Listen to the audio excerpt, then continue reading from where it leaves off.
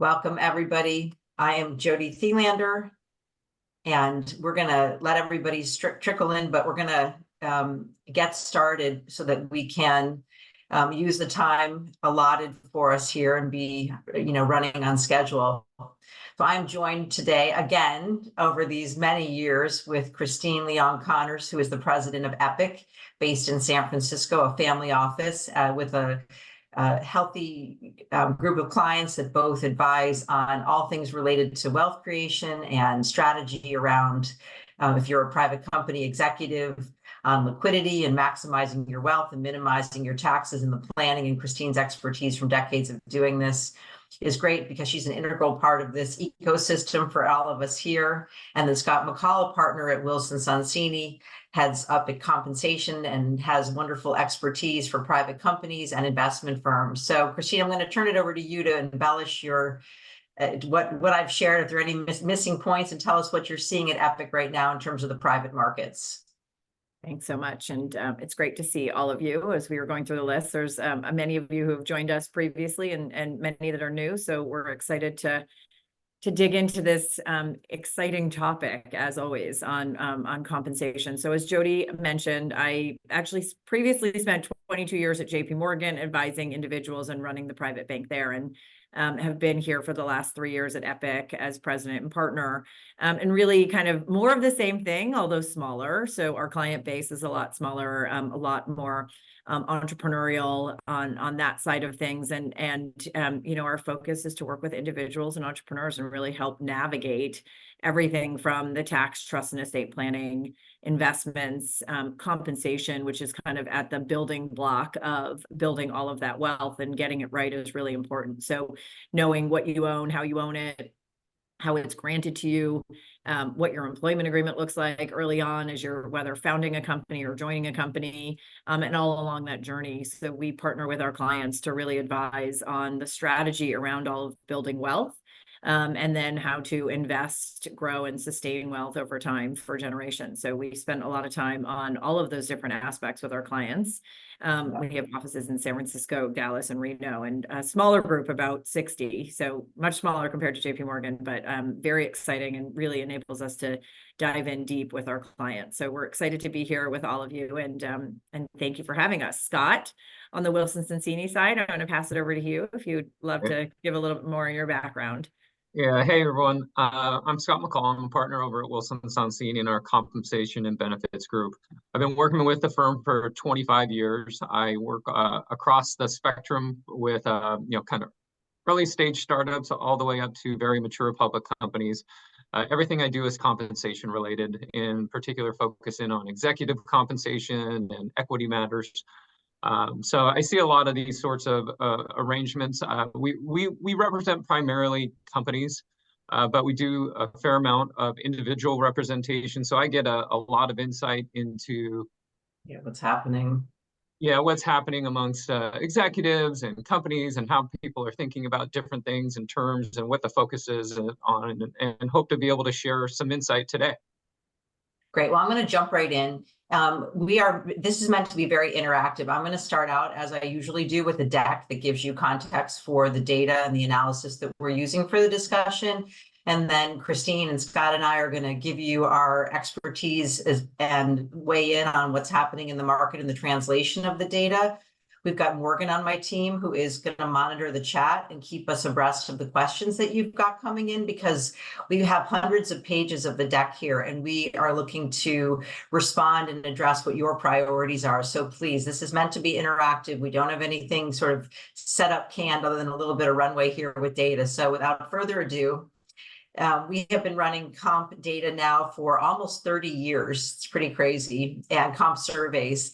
And we cover all aspects of private companies. Over 5,000 private companies are interacting with the J.Thelander platform, either venture capital or corporate venture firms and private companies. And our data now is real time, meaning if someone participates today and that data doesn't get flagged, it moves flagged for an issue, moves right into our platform real time.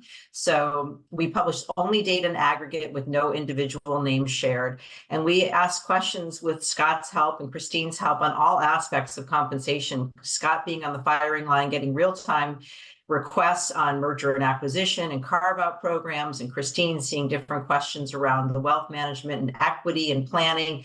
They let us know that a question came in, and if we don't have that question, we add it to our surveys, which is great.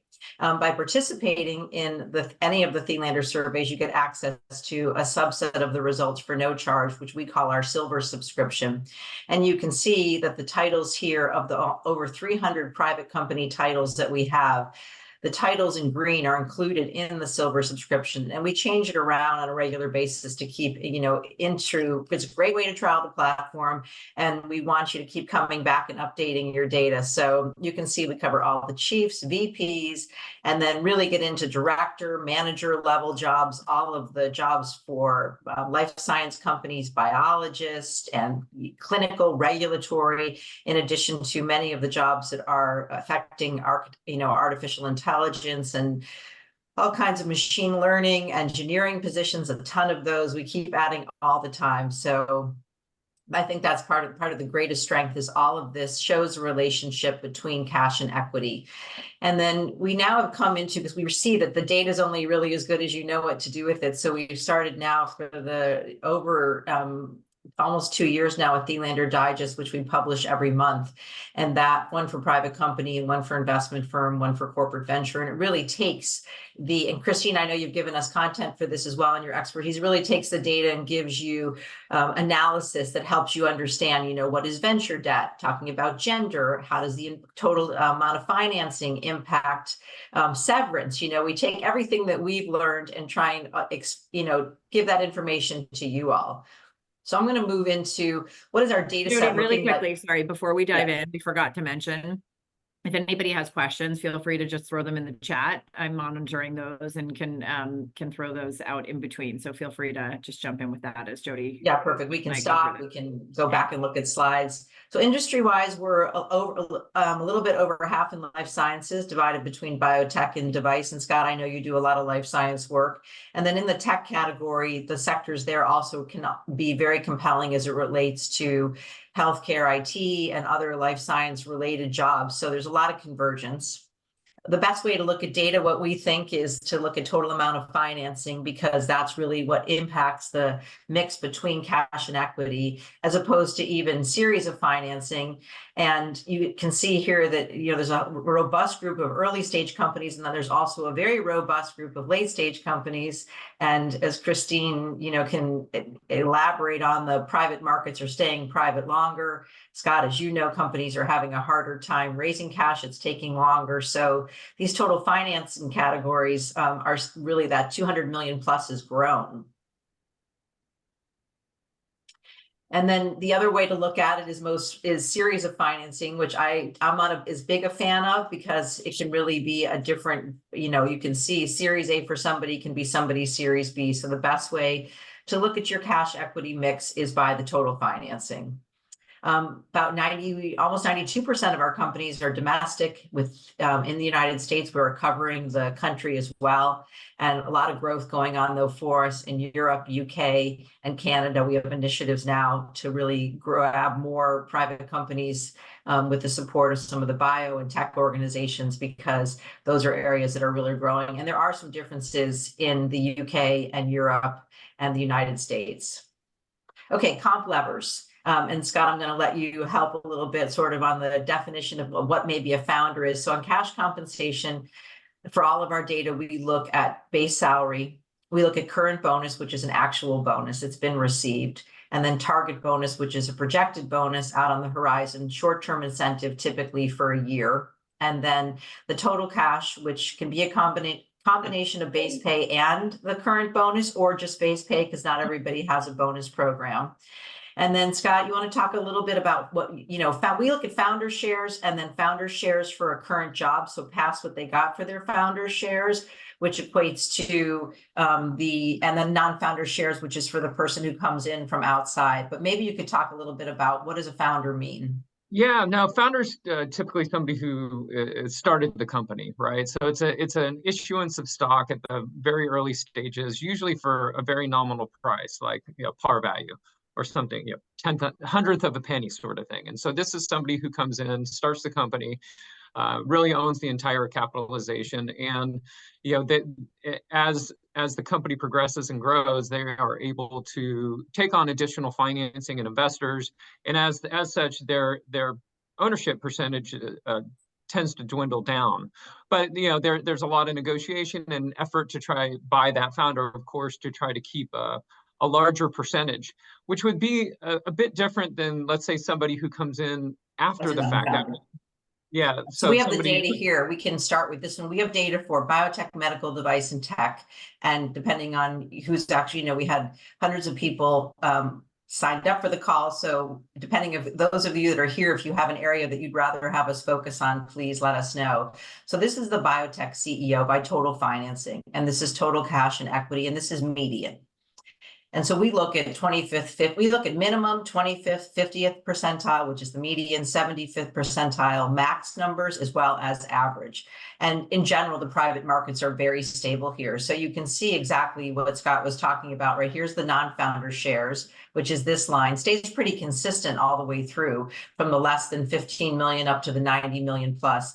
But you can see that the founder has been, their total founder equity, which again can be a combination of their founder shares and they didn't get anything else past that, or their founder shares plus they got additional equity for the current role that they're in. So Christine, if this is your CEO has come to you, what are you advising here? What kinds of questions? What are the discussions? If you're a board member and you want to help your CEO make sure there's a liquidity event, where do you go from here?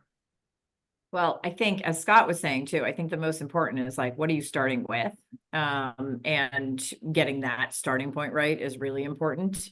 Where are they in rounds of financing, future rounds of financing and potential dilution, and making sure that that trade-off between cash and equity is right for, and it's different for everybody, right? So I think that that's first and foremost really important. And then the mix of, if you are a CEO and founder CEO, or if you are a CEO, non-founder CEO, what does that equity look like for you? And typically, if you're a non-founder CEO and you're coming in and you're being granted equity, ISOs, non-quals, and then the considerations that you want to make around early exercising or not. And well, let's talk about that, because we have a question come in. We had one question come in I see about if we collect information, it's all tied together, which is great, on refresh programs or performance related grants, and we sure do. And so I'm going to switch sides here, Christine and Scott, so you can talk about the different types of equity that people get, because it always comes up. We have a lot of data we can show you here in terms of the total numbers, but let's go ahead and move to the equity slides because it's very relevant. Scott, okay, why don't you start with the types of equity and then I can dive in with the tax piece around. Yes, Scott, here's the type of here's the slide should help you out. Sure. I'm going to kind of go in reverse order here and start with restricted stock awards, because the restricted stock is really what we think of in the founder stage and early stage companies. And especially in a situation where a company has yet to establish a valuation from an outside investor, we will often see companies move to restricted stock. And I'll let Christine get into maybe some of the planning opportunities, but one of the things that I'm particularly concerned about before a company gets a valuation is Section 409A and granting options potentially at a discount. So when you grant stock options, you want to make sure you have an outside valuation firm establish the fair market value so that you're not at risk for granting a discount option. If you cannot support that valuation, you will run into diligence issues in connection with your financings and in connection with an M&A activity. And so before companies are able to get a valuation, I will go with restricted stock. So because I'm under a different tax code provision.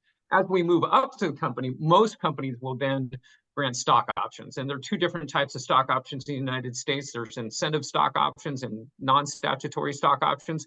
Incentive stock options are eligible for more favorable tax treatment.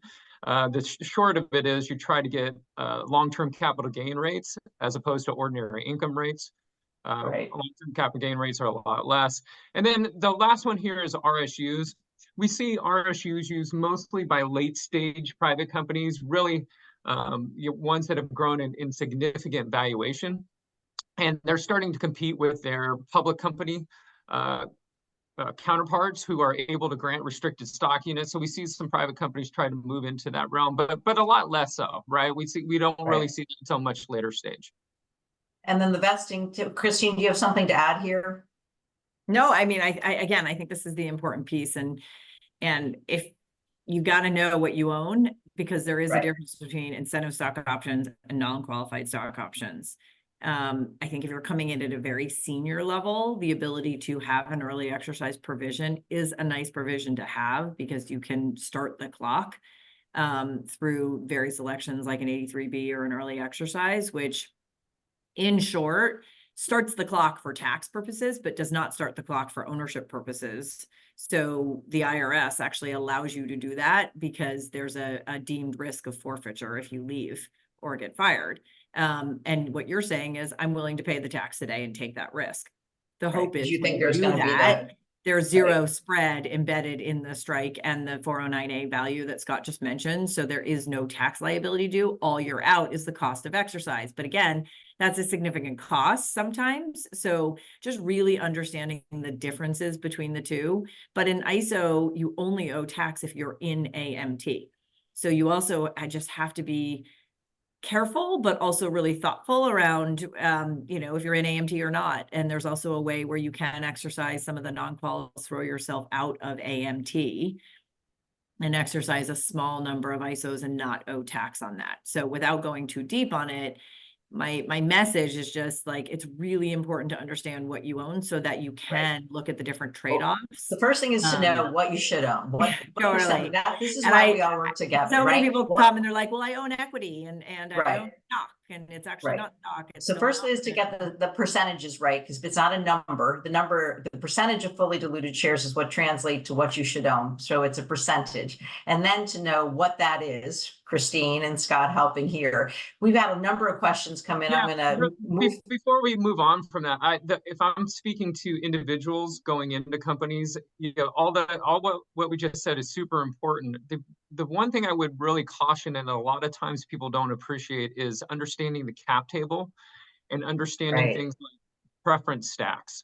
And what I mean by preference stacks is, you get investors come in, they typically have a preference and get their money back first. Right. And if I've seen individuals who say, hey, look, I just got an option for 7% of the company, and you come in and you find out the common stock's not worth anything, and there's such a large liquidation stack that you're never going to see a dollar from it. So make sure you understand the cap table as you're going into the company. Right, what the preferences are. We've had a couple questions that I'm going to answer by showing some data. So we had a question about performance-related grants and refresh programs and so on. So first, let's talk about vesting. It's typically a 4-year vesting, right? And it is typically time-based vesting. And then as you get into the vesting periods, typically 4 years, right? And it's come up questions around, is there now 5-year vesting? But in most cases, we are not seeing that. Scott, are you seeing that? No, still 4 years is the Still primary. 4 years, right? And then this came up, a question around the evergreen refresh programs. And in general, people have a refresh options, but it's not a formal program. And it's really all predicated on what was your starting point. Did you start with the right percentages? And then how much capital have you raised? And was the dilution, you obviously cannot have an anti-dilution clause. Everyone's going to get diluted. But is there protection as it relates to the dilution, in that you had enough to start with? So based on your total financing and the cap table, do you have the right amount? And that's where the refresh comes in, right? And some of that can be given as a bonus, so it can be time-based vesting, and some of it can be inherent. How often do you refresh, right? As needed or after a financing. And in some cases, people build this in annually. So the answer is, it's really on a case-by-case basis. And then there was a question about like post-termination exercise, and I had taken the slides out, funny enough, and we had a question on this, like whether there are loans for, to exercise the ISO options. And Christine, you're a good one to answer it. Our data says, yes, there can be loans to executives, but it's definitely on a case-by-case basis. I think that's right. I think loans were much more prevalent when the market was going up and to the right, and there were exits happening, and there was a lot of funding to be had. That has definitely tightened up, but for the right executive, for the right talent hire, it can be made, and it's really only with private companies. It's not done really on the public company side. But we had a question on the. It's not kosher. Right. Well, yeah, for executives, you can't, the companies Yeah, have money to exactly. executive for public companies. So Just clarification for all of you out there. Yeah. Well, somebody asked to see the same data that we showed for biotech, right? And here's the year over year, by the way, because I love to see these 75th percentiles and the year over year 20, because that's what's so nice about our data is that we have so much of it from year over year. So this is just to show you the trajectory, right? This is total cash. So again, it can be a combination of base and bonus or just base pay. 2021, 22, 23, 24. And you can see for the non-founder equity staying pretty consistent. It's very stable, right? And then the total founder shares, there was a little bit of a peak, and we know that was a crazy time. And then the total cash, though, we're staying pretty consistent now at 518 or so, and there are max numbers as well. And then here's the median year over year. Just is relatively stable.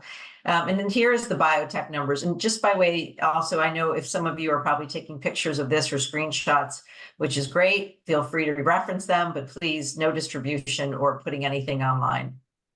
We are very well copyrighted, and I've got my lawyer on the phone right now with me here to make sure that that doesn't happen. So thank you, Scott. Okay, so here's medical. Yeah. Here's medical device. You can see in terms of the equity and the total cash a little bit lower, right? This is median year over year, and this is all financing categories. So we can go around and around and around again, but biotech, there tends to be a premium for the talent because very well educated CEOs typically could be an MD or a PhD. Medical device, you can see the non-founder equity pretty consistent at 5%. The total cash median year over year, consistent, and then the total founder equity. And then here's the 75th percentile as well. We find that 75th percentile really just depends on the CEO and the executive. And then here's tech, for those of you that are on the phone for tech on the webinar. And you can see again, the equity can be a little higher, and that there was some go-go days in there in 2022. And it showed that the equity was up a little bit and total cash very consistent. And the dilution for tend to be a little more equity driven for tech folks. Christine, are you seeing some of this? I know you work with all kinds of private companies. Yeah, I think on the tech side, they tend to trend a little bit more towards the equity piece. Maybe it's age, maybe it's, location, but that's typically what we see. Yeah. The best way to look at all of this seniority is it also appropriate with what you just said or aligned with that is first time, second time, third time or more CEO. This comes up, so we added it. And really, I want to say, though, that the most important thing to look at is the total financing, in addition to the job title for a chief or VP, as well as the industry. For most jobs, right, like a finance person, not necessarily. So we wanted to show you here the first time tech versus life sciences. And we combined biotech and medical device and diagnostic for the life science here. First time, second time, and there's definitely a premium for being and the total cash, right? Third time or more. And also you can see that there's somewhat of an inverse relationship, like the founder total equity for the first time and second time, they really swung for the higher equity, right? No surprise. Okay, I wanted to talk about also biotech stage of development. This comes up quite a bit, and we've added these questions as well to see, is there a premium for being at a commercialization or first in man studies? Scott, do you get much of this in your practice? No, I mean, yeah, a lot of this, where they are in terms of the stage of the company will dictate the total comp, right? But in terms of kind of how we think about it, like for instance, you go to the left, preclinical, we'll think about kind of how to deliver the equity, and the amounts might be like cash might be lower versus the equity amounts, those sorts of things. So where they are in the development stage will kind of dictate to us the kind of total cash and the allocation of the comp between the cash portion and the equity portion. Right. I'm going to show you another slide because I know everyone's asking for a lot of data here. Someone asked for data, the CEO comp metrics for under 100 million. I don't know. I guess we have the under Is there an industry that somebody wanted to see for the under 100 million? We'll take a look at that. So here's CTO by industry and It total says finance. over 100, showed over 100. Oh, over 100 million. Okay. That's where we use the 90 million plus. So we didn't break down further than that for our examples here. So here's CTO, median total cash in industry, and this can be, you can see the different industries, right? Because these are jobs that now, because there's so much convergence in these sectors, where one person could be an attractive candidate to all kinds of industries, and a CTO is one of them. So you can see there's a this is by the financing. So we did the 50 to 1 to 10 here. We showed different stages of financings. There's not a huge difference, if you can believe, between the 90 to 110, the 110 to 170. Once you get to a certain level at that 200 million plus or 90 million plus, you'd be surprised it's very consistent. So if that helps for the answer. But you can see that biotech in general pays a premium for all of these jobs because it's probably a little more complicated. And here is the 75th percentile. It evens out a little bit for device, but tech generally a little bit lower on cash. Let's see, and here's another job, because I know we've got some finance people on here. So here is a CFO. This is 110 million plus in total financing, 21, 22, 23, and 24. And this is showing total cash. This is median. And then the equity. So you can see equity very consistent around 1%. I mean, this has not changed at all. And the total founder equity, up a little bit now, but you can see it's also very consistent. And here's the 75th percentile. So I'm going to move now. I actually have one more thing to show you that I think might be interesting, because this keeps coming. People were asking about some of the roles that were more junior. So here's a couple right here. We have so much data, and we pulled all of this literally yesterday. So it's fun to see what's going on. So here's a chief business officer versus a COO, because some of these jobs have really come into being very, important right now for businesses, because the level of the amount of time that people are staying private is very long. And so they have some more chief roles that are more business and operations oriented. And you can see the chief business officer higher in term, but you see the max for a COO can go up to $900,000 total cash. Max numbers are real numbers. They are not outliers. They are people that are all hovering around those top numbers, meaning if we drop the 900, the next number is probably 875. So if we had somebody at $2 million and we dropped that and went down to the 900, then that's where we would call that to be an outlier. And then we had some other conversations around engineers. So here's R&D, and you can see the total cash again, very consistent.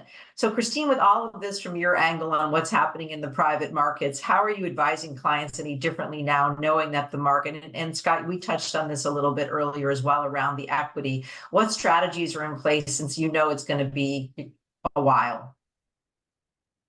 Well, hopefully from here on out, it's not going to be a very, very long time, as we're starting to see the later stage companies start having some movement around IPO, although the M&A market might be a little more challenging just given the regulatory environment and the Trade Commission.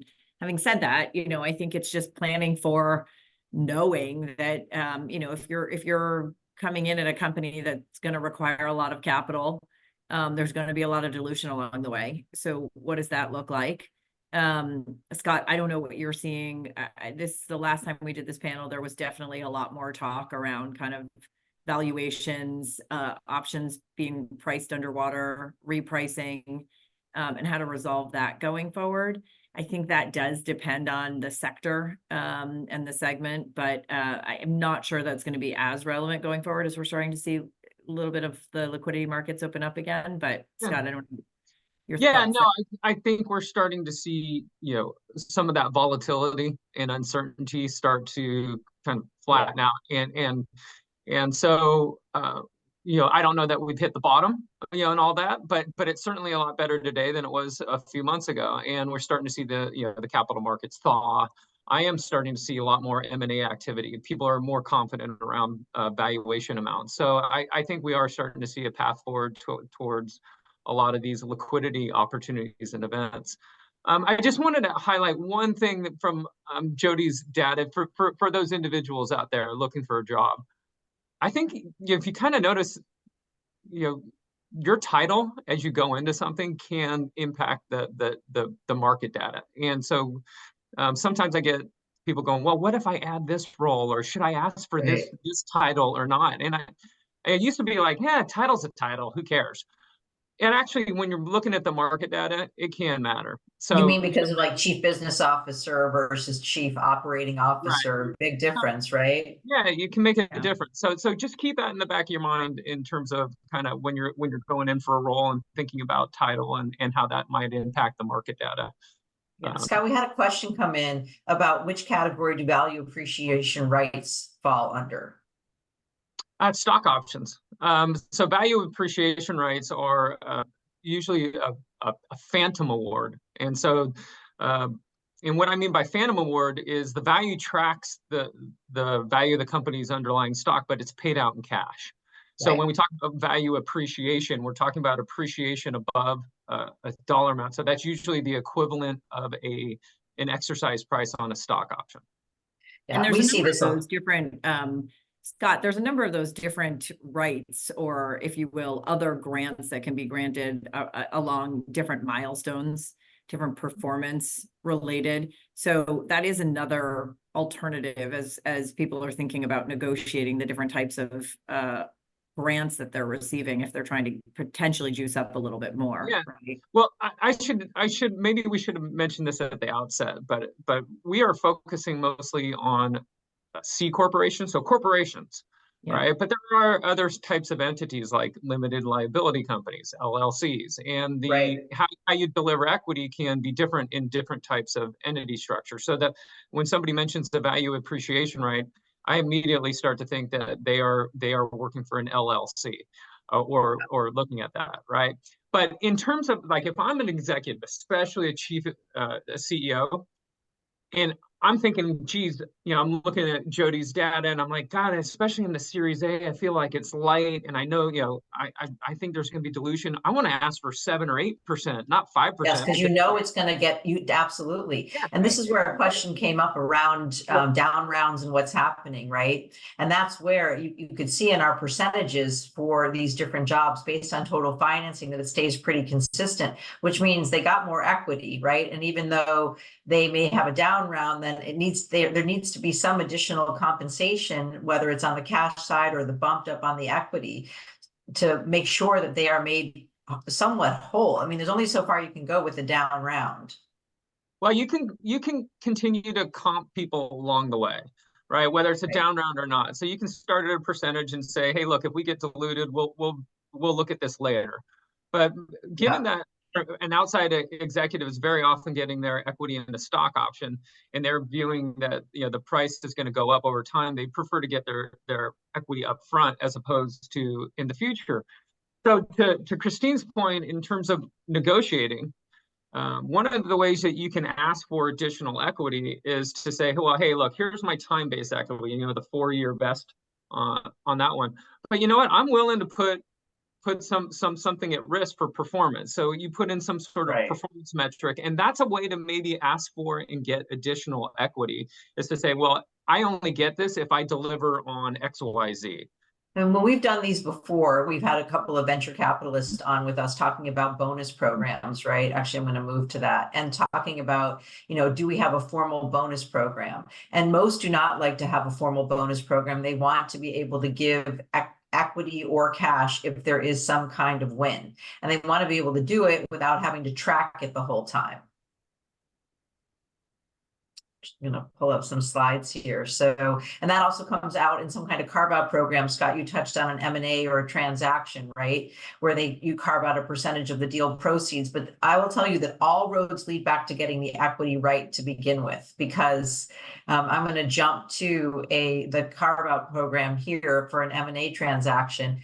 And it talks about having, whether it's in place ahead of time of an M&A transaction, but this is predicated on a bonus pool. And that is the most common way. Scott, you jump in and tell us, but the reality is that we typically see that the amount that people are getting is in line with the amount of equity, the percentages that they had to begin with, granted.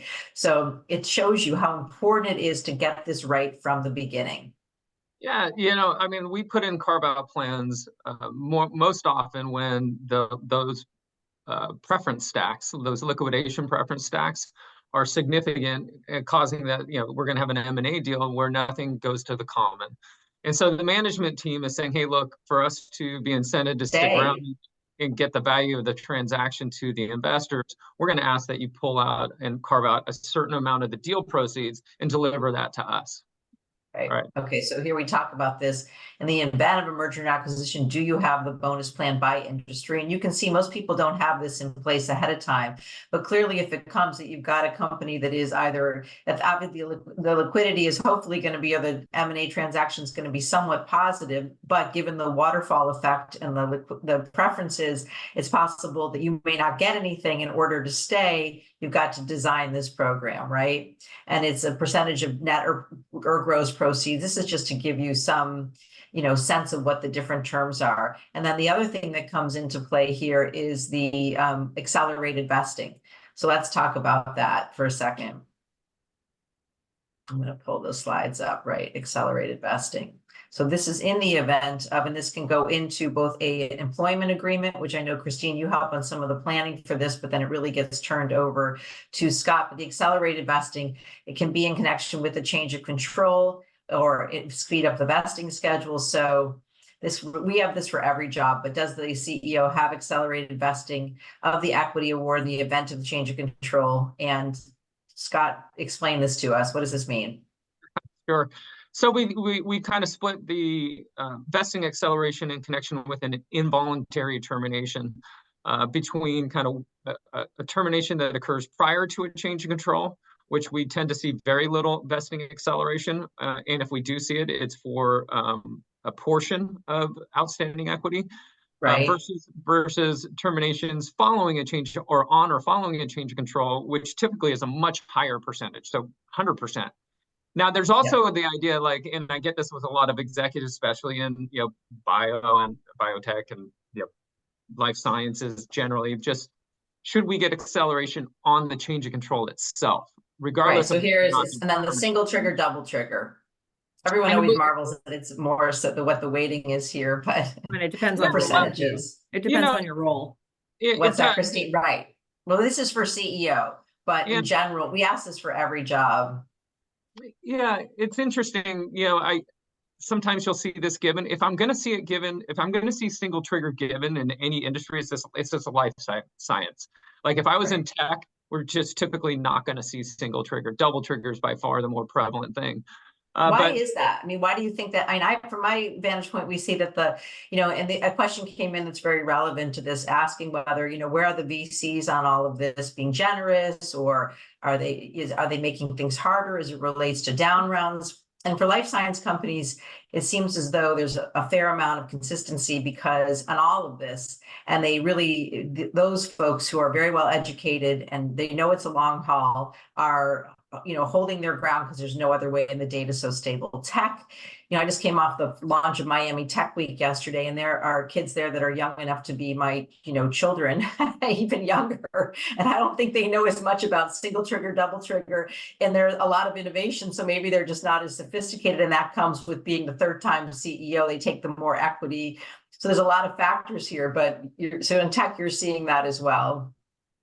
Well, yeah, I see in this sort of life science sort of sector, I think you can really boil this down to, are they buying the people, or are they buying the intellectual property or the product, right? And so I think very often they're buying the latter.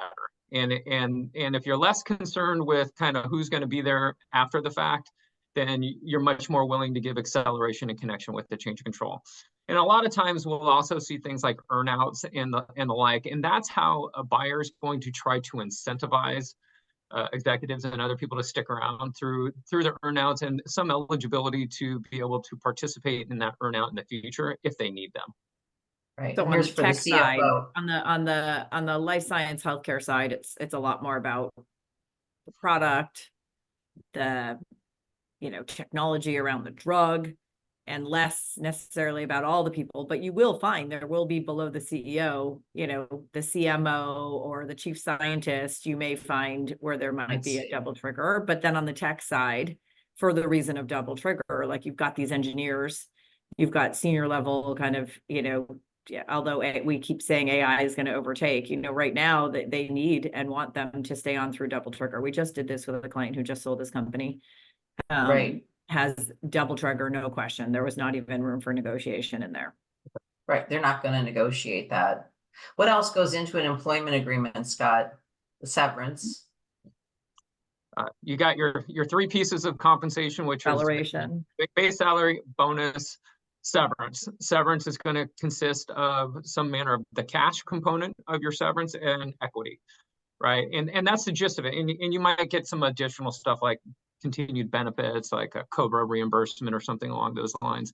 But that's the gist of what we're going to. Then it just gets into amounts, right?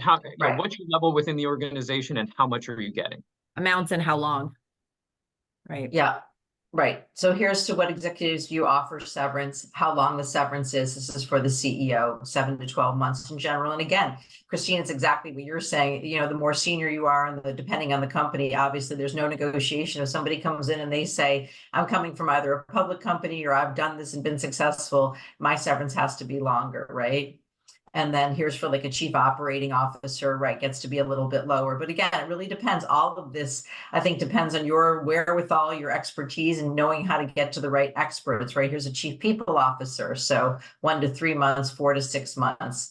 And this is a president separate from the CEO. One thing I think would would also not underestimate benefits. COBRA is expensive if you're paying on your own. So, as you're negotiating that in your agreement, like people overlook it because they don't think about it, but it is not an inexpensive proposition to have to cover depending on how long it takes you to join the next, or if you just join boards, right? Boards don't typically cover that for you either. So it's something to certainly think about depending on where you are in your career. Right. Here's the how is severance paid, the lump sum or continuing payment seems to be pretty even. Then we do ask what is included, and it typically can be benefits, not always the bonus. A question came up in our discussion just now about skill sets that are premium, because some of those people, and Scott, you were saying this about like who stays in an M&A, or what are who are the key people, and we have a couple of. I mean, obviously this has changed over the years, right? We've had robotics, we've had all these different, artificial intelligence right now is very hot, and so let's see. I have a whole section on paid premiums and who is getting, who's really in favor because they're competitive across multiple sectors. So let's move. Engineers. Let's see here. Technical. Yeah. So then we asked this, here's technical skill premium. Okay. So we've got what technical skills skill sets do you pay a premium for? So all software engineering positions, and it's broken out even further to this. And so we've got machine learning, Python, all the different skill sets, and then some other, right? And then here is, let's see, this is all software engineering, and then this is just in tech, right? And then life sciences, this is the thing, this is why, right? Because there's so much shared across all of the skill sets, right? Okay, so people want to know also about non-investor board comp. And I think that's a good segue, right? Because there is that aspect of just joining a lot of boards and creating your own venture portfolio. Yeah, I'm going to check right now because we just have had this updated and my team just sent me, because we are trying to get everybody what they want. Here we go, non-investor board deck. Okay, I'm going to open this up. Okay. All right, I'm going to make this a little bigger. Bear with me here. Okay, so now I'm going to, so what we consider to be a non-investor board member, just by way of background, is somebody who is an outside board member who has not made an investment into a company. So they are acting in a role where their skill set is valuable or their name brand is important to a company. And let me move this over.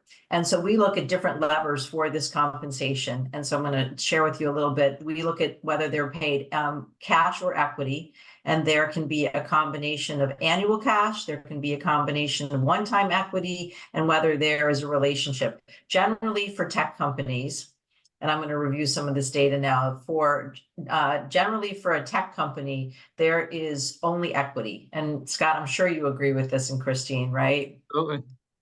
Yeah, so far so good. And then we also have an executive chair, which we'll look at. And then, so for a tech company, yes, it is almost always a one-time equity grant is the most prevalent way.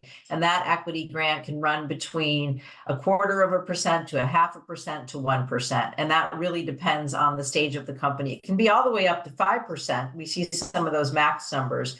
But the whole reason why you would come in and have more is because either you have a name that's really an expert in the industry, and you also are coming in very early stage and you're going to give your time, versus, the 0.25% would be a tech company that's a little later.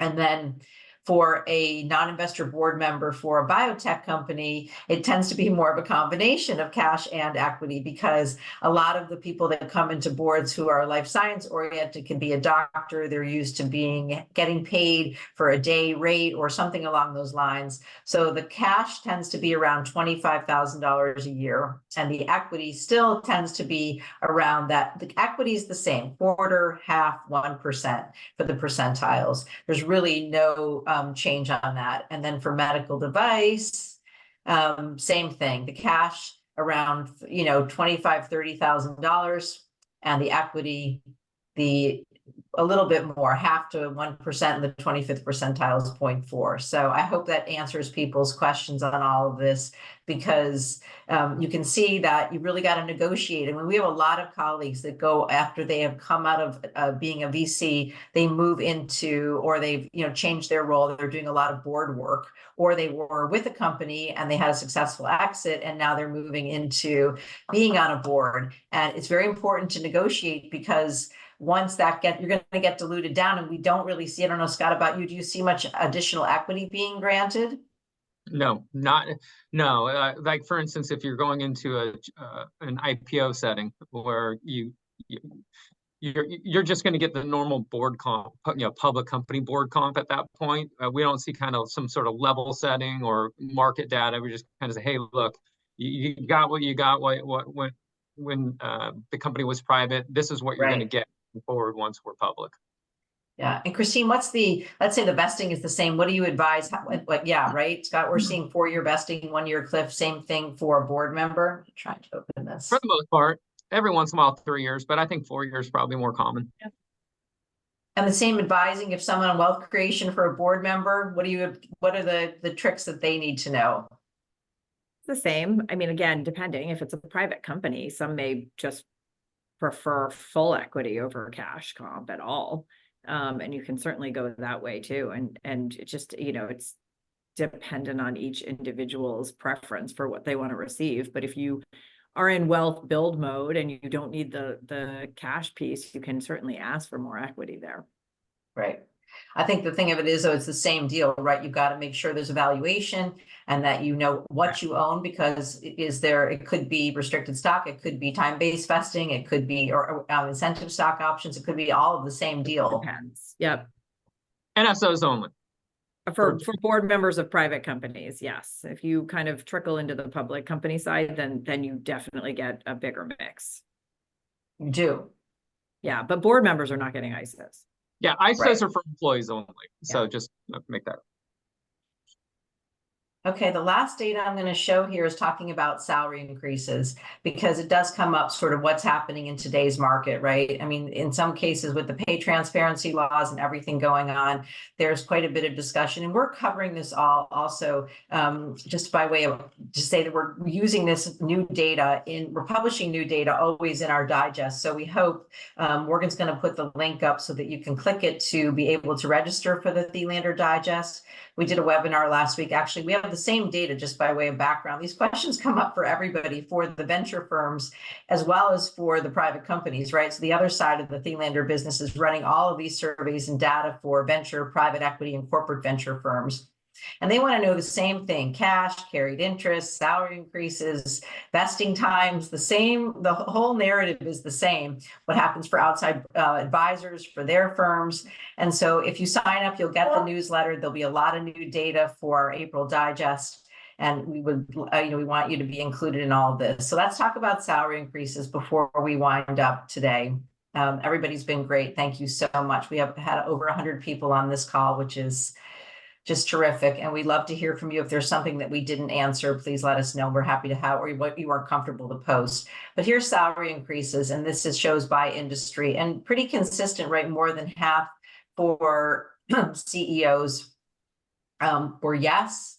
But this is why it's very important to make sure that you get the right mix coming in between cash and equity, because Christine, you're shaking your head. You don't see this fast moving with your clients in terms of getting more. They're not getting rich by getting the cash. The whole deal is the equity. No, I mean, and there's the saying, right? The cash piece of what you get pays for your day-to-day needs and lifestyle, but equity builds wealth.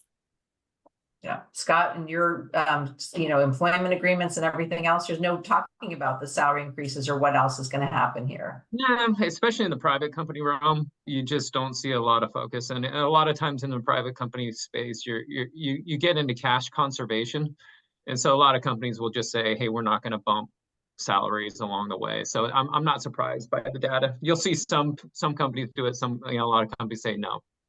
Here's the salary increase as a percentage of salary by industry as well. I like the industry, and I also like the financings, but you can see biotech, medical device, and tech, and it's 25th, 50th, and 75th percentile. Here's CFO, very consistent with this. And then here is a percentage of salary. So obviously the higher number at the 75th percentile tended to be for the CEO. And then here is for the staff level, right? And you can see this is much more of a yes. And that's because holistically, when you're designing a comp plan, I mean, we're sort of going to wind up with this. It's very important to know who the key people are, because you're not going to give salary increases and the high cash and equity to everybody. It's got to be the key people.